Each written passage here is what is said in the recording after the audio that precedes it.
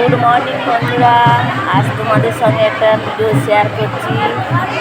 আমরা যেখানে ভাড়ায় থাকি আর কি, সেইখানে সামনে আমাদের ঘরের সামনে একদম মন্দির আছে। এই মন্দিরটার ঠাকুর প্রতিষ্ঠা হবে। আগে ছিল পুরনো ঠাকুর, সেগুলো ঠিকঠাক করে করে নিয়েছে, নতুন করে আবার ঠাকুর প্রতিষ্ঠা করছে। তাই সবাই মিলে সবাই জল নিয়ে যাচ্ছে, ঠাকুর সমেত করে দূরের দিকে কোথাও যাচ্ছে, সেখান থেকে স্নান করাবে এভাবে ওই জন্য যাচ্ছে। তা আমি যেতে পারলাম না, এই হচ্ছে আমার দুঃখ। আমার শরীরটা খারাপ, এখন যেতে পারছি না, তাই তোমাদের সঙ্গে এই ভিডিওটা শেয়ার করলো।